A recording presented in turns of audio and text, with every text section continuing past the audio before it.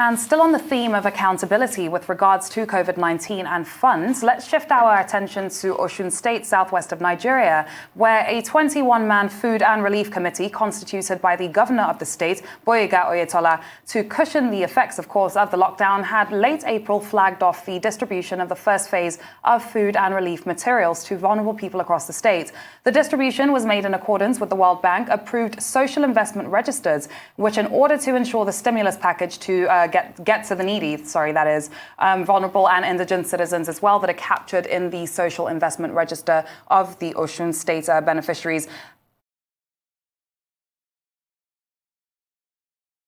The secretary of the committee, ADEBAYO JIMOH, joins us live now from Osogbo, the Osun State capital, for more on this story.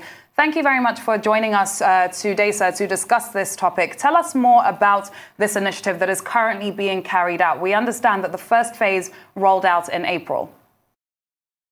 Thank you very much, and thank you for having me. Good afternoon. Yeah, the Osun State COVID-19 Food and Relief Committee kicked off in April, and that was during the peak of the lockdown.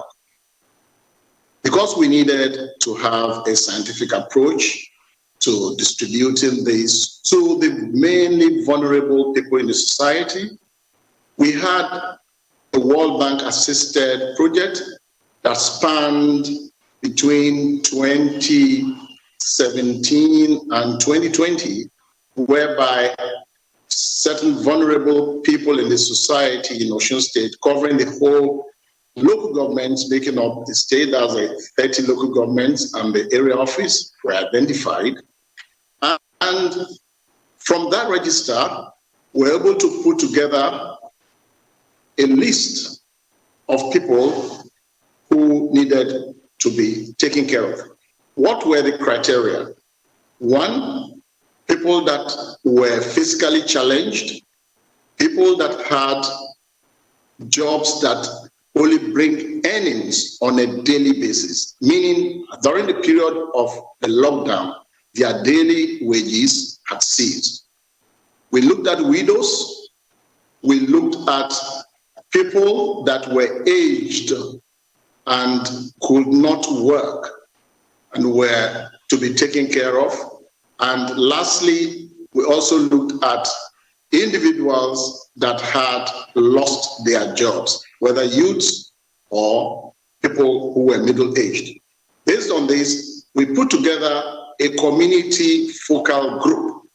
And this community focal group covered all the local governments and a food basket, which incidentally, the Osun State Food and Relief Committee, through the funds we raised, public donations from well-meaning Osun indigents, we purchased these foodstuffs from the state, that is empowering some of our SMEs, the small and medium-scale entrepreneurs, in garri processing, in beans packaging, those that were also into transportation.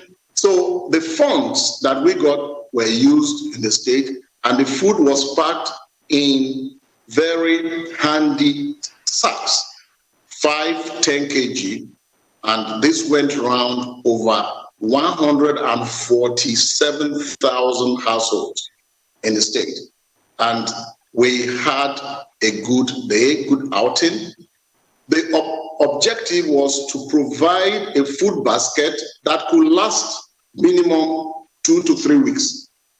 In view of the fact that the government lockdown was supposed to be for that period, and as such, that was the target, covering 3 weeks of food of various nutritional value, garri, beans, that's ewa, rice, spaghetti, oil, and we even provided protein, eggs to our people. And all these products were purchased from the state to enable the economy strengthening. All right, so what's an enviable tax the government, in conjunction with Double Nigerians, are actually undertaking? But I want to find out, how long do you intend to keep this up? Is it a one-time thing? You mentioned something about April, but how long should this be a continuous flow? And should people of Osun State keep expecting more of this in time? Thank you. Actually, you recall that soon after the government lifted the lockdown, activities, trading activities, business activities started in earnest. Farmers started going back to the farms.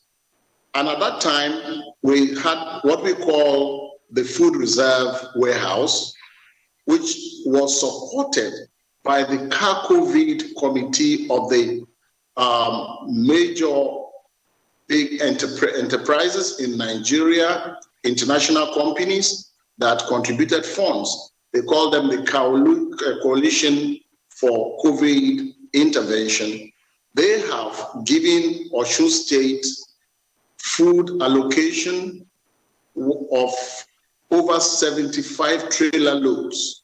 We're talking about 275 tons of food of various specs, i.e. rice, pasta, salt, sugar, and gari. So as we speak, now we have a warehouse in Ede full of another round of distribution.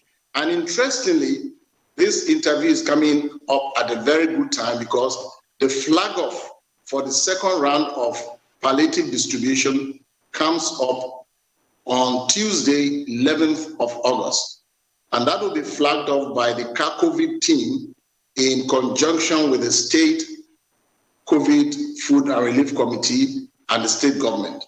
And again, we'll make sure that we go around all the local governments and the various ward units. And we have even identified another set of people that have a need to be taken care of. And I will mention them. It's unfortunate that some businesses have not been able to pay salaries to their employees.